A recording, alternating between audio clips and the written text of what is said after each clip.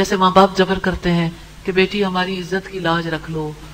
اب اگر تم نے ایسا کام کیا تمہاری باقی بہنوں کی شادی کیسے ہوگی، خاندان والے کیا کہیں گے، اور کس طرح سے ماں باپ جو ہے وہ لڑکی کے پاؤں تک چھونے کو تیار ہو جاتے ہیں کہ ایک دفعہ مان جاؤ، ایک دفعہ مان کے تو بس ساری زندگی کے لیے سولی چڑھ گئی نہ لڑکی، کیونکہ ناپسندیدگی کے ساتھ اس کے لیے رہنا ممکن نہیں ہے۔ ماں باپ جب اپنی بیٹی پر امپوز کرتے ہیں تو کیا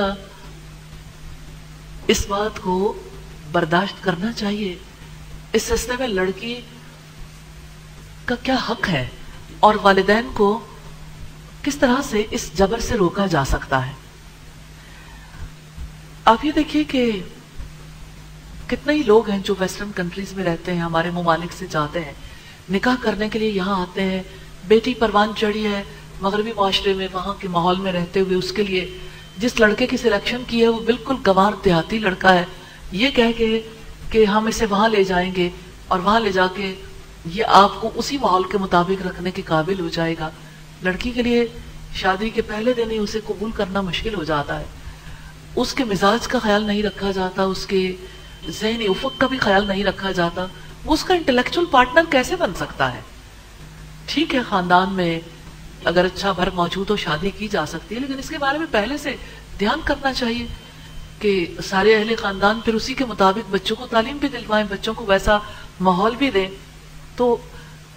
جو لوگ ویسٹ میں پروان چڑھتے ہیں انہیں کوئی دلچسپی نہیں ہوتی، انہیں کوئی لگاؤ نہیں ہوتا کہ وہ یہاں آ کے شادیاں کریں اور یہاں کے لوگوں کو وہ ساری زندگی فیڈ کرتے رہیں۔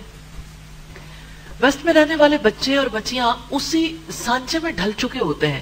جس کے بعد ان کے لیے بہت زیادہ مشقت ہو جاتی ہے، اور میں سمجھتی ہوں کہ آج کے ان سکول سے تعلیم پانے والے بچے جو ایلیٹ سکولز ہیں وہاں بچے تعلیم پائیں اور اس کے بعد ماں باپ چاہیں کہ اپنے ان رشتہ داروں کے یہاں انہیں بیاہ دیں، وہاں جا کے ٹانکا جوڑنے کی کوشش کریں کہ یہ میرا بھائی ہے اور یہ میری بہن ہے اور اس کا بیٹا ہے اور یہ میرا فلاں رشتہ دار ہے، ساری زندگی تو آپ کو یاد نہ آئی، ان کو بھی اٹھاتے، ان کے لیے بھی آپ کوشش کرتے۔ آج اگر آپ چاہتے ہیں کہ بچے جو ہیں وہ اچھی زندگی بسر کریں تو پھر اس سلسلے میں ایک دوسرے کو اٹھا کے ایک برابر لا کے کوشش کرنی چاہیے تاکہ بچوں کے لیے، آنے والی نسلوں کے لیے وہ تکلیف نہ رہے جو تکلیف شادی کے پہلے دن سے شروع ہوتی ہے اور طلاق یا خلا پر منتج ہوتی، اور اگر طلاق اور خلا نہ ہو تو بیماری اور سوئل قسم کی بیماریوں کے بعد جوانی کی ڈیتھ کی صورت میں حالات سامنے آتے ہیں یا بچے اور بچیاں ڈپریشن کا شکار ہو جاتے ہیں۔ انسان صرف مادی وجود نہیں ہے، اس کے اندر اس کی روح ہے، وہ عقل رکھتا ہے، اس کو ایک جانور کی طرح ڈیل نہیں کیا جا سکتا، جانور کو بیچا جا سکتا ہے، کسی کو بھی بیچ دے، جو بھی خریدار ہو اس کو دیا جا سکتا ہے، لیکن انسانوں کے ساتھ یہ معاملہ نہیں کیا جا سکتا اور نہ کرنا چاہیے۔ اولیاء یعنی ولی جو نکاح پر مجبور کرتے ہیں، اس جبر کی بہت ساری صورتیں ہیں، کبھی دھمکیاں دیتے ہیں، کبھی مار ڈالنے کی دھمکی دیتے ہیں، کبھی یہ کہتے ہیں تمہارا پاسپورٹ جلا دیں گے، تمہیں باہر کی جس ملک کی شہریت حاصل ہے اس شہریت سے محروم کر دیں گے، اور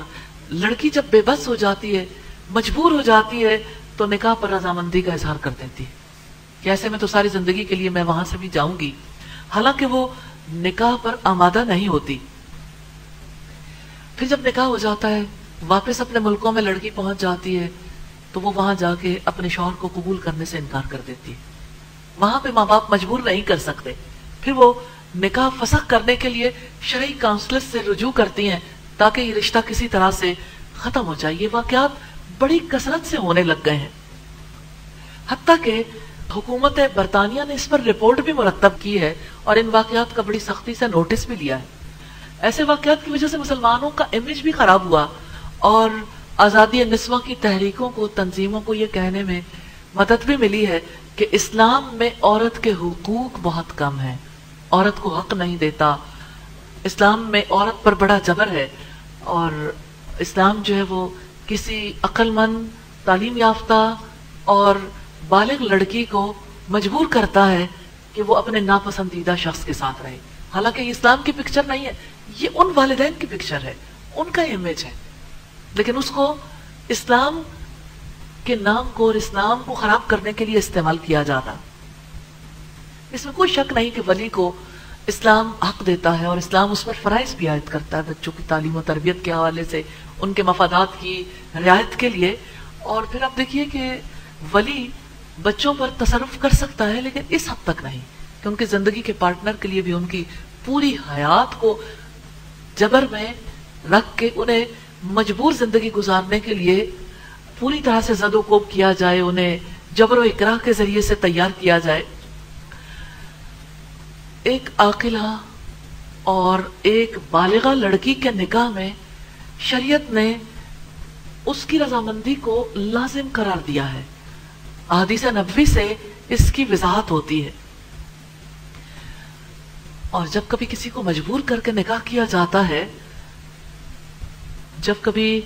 کسی پر ایسا جبر کیا جاتا ہے نکاح ہو بھی جائے تو وہ نکاح فسخ ہو جاتا ہے، یعنی اسے فسخ کیا جا سکتا ہے. جب بھی لڑکی کورٹ میں جائے گی تو اس کا نکاح ختم ہو جائے گا. کبھی کبھی جبر کے ذریعے ہونے والی شادی میں لڑکے اور لڑکی کے درمیان تعلق قائم نہیں ہوتا، لیکن اگر تعلق قائم ہو جائے تو ایسی صورت میں لڑکی اور زیادہ مجبور ہو جاتی اولاد کی وجہ سے جو اس تعلق کے نتیجے میں وجود میں آتی ہے. تو جبری شادی ہمارے دور کا ایک بہت بڑا ایشو ہے. اگرچہ بظاہر ایسا محسوس ہوتا ہے پڑھے لکھے خاندانوں میں کہ اب بہت حد تک جبر سے لوگ رک گئے ہیں، لیکن حقیقت یہ ہے کہ جبر کا سلسلہ آج بھی جاری ہے. مثال کے طور پر لڑکی سے رائے نہ پوچھی جائے تو کیا یہ جبر نہیں ہے؟ لڑکے اور لڑکی کو ایک دوسرے کو دیکھنے کا موقع نہ دیا جائے، کیا یہ جبر نہیں؟ لڑکی ایگری نہیں کر رہی ہے، اس کو مختلف طریقے سے کنونس کر کر کے اسے اس سٹیج پر لے آئے ہیں کہ وہ اب نکاح کرنے کے لیے تیار ہے تو یہ بھی جبر. اس لیے اس بات کو سمجھنا ضروری ہے کہ یہ پرابلم کیسے سالو ہو سکتا ہے. بات یہ ہے کہ شرعی اصطلاح میں سے ولایت کفایت کہتے ہیں، اور ولایت کا جو حق ہے اس کا یہ مطلب نہیں ہے کہ ولی یہ بھی حق رکھتا ہے کہ جبر کر سکے. سوال یہ پیدا ہوتا ہے کیا جبر کے ذریعے سے لڑکی سے ہاں کہلوانا اس کی رضا شمار کروا سکتا ہے؟ کیا لڑکی کی رضامندی اسے سمجھا جائے کہ اگر مجبور ہو کے لڑکی نے سگنیچر کر دیے، لڑکی نے خاموشی اختیار کر لی، اور پھر آپ دیکھیں کہ کیا ایسی صورت میں کہ جب لڑکی سے جبر کر کے نکاح قبول کروا لیا جائے نکاح ہو جائے گا؟ اور پھر کیا نکاح ہو جائے تو ایسی صورت میں لڑکی ساری زندگی اسی شوہر کے ساتھ رہنے کی پابند ہے؟ تو بات یہ ہے کہ جبری شادی دادا دادی کروائیں، ماں باپ کروائیں، جبری شادی کا اسلام میں کوئی تصور نہیں ہے. اسلام ایسی کسی نکاح کو نہیں مانتا جب تک کہ لڑکا اور لڑکی ایجاب و قبول آزاد مرضی سے نہ کریں. ہاں، اگر عقد نکاح اور ایجاب و قبول کا علم ہونے پر لڑکی اور لڑکا خاموش رہے، کچھ نہ بولے، نکاح نافذ ہو جائے گا، ورنہ رد ہوگا. یعنی اگر بول پڑے تو رد ہو جائے گا، اگر نہیں بولے خاموش رہے نکاح منعقد ہو جائے گا، لیگلی نکاح ہو جائے گا. لیکن اللہ تعالیٰ کی نافرمانی ہوئی ہے. اگر لڑکی ساتھ نہیں رہنا چاہتی تو اب نکاح منعقد ہونے کے بعد وہ پھر کورٹ میں جائے گی، وہ اس نکاح کے فسخ ہونے کا مطالبہ کرے گی. اگر جبرن ایجاب و قبول کروایا گیا، سگنیچر کروا لیے گئے، انگوٹھا لگوا لیا گیا، تو حنفی علماء کہتے ہیں کہ یہ نکاح ہو جاتا ہے، نکاح منعقد ہو جاتا ہے. اور باقی اہل علم کہتے ہیں کہ یہ نکاح کے ساتھ مذاق والا معاملہ ہے کہ ایک لڑکی اور لڑکے کو اس موقع پہ حاضر کر کے جبرن اس سے سگنیچر کروا لیے جائے. اصل بات یہ ہے کہ جب باپ دادا نکاح کروائیں، اگرچہ انہوں نے لڑکی کے حق میں کوئی برائی کرنے کا ارادہ نہیں کیا، یا یہ نکاح جو ہے وہ ماں باپ کی مرضی سے ہو، بہرحال ہر دو صورت میں جبر ہوا ہے. نکاح منعقد تو ہو جائے گا، لیکن نکاح کے بعد لڑکی کو ساتھ رہنے کے لیے مجبور نہیں کیا جا سکتا اگر وہ ساتھ نہیں رہنا چاہتی. اگر وہ تعلق قائم نہیں کرنا چاہتے تو جبراً اس سے تعلق قائم نہیں کیا جا سکتا.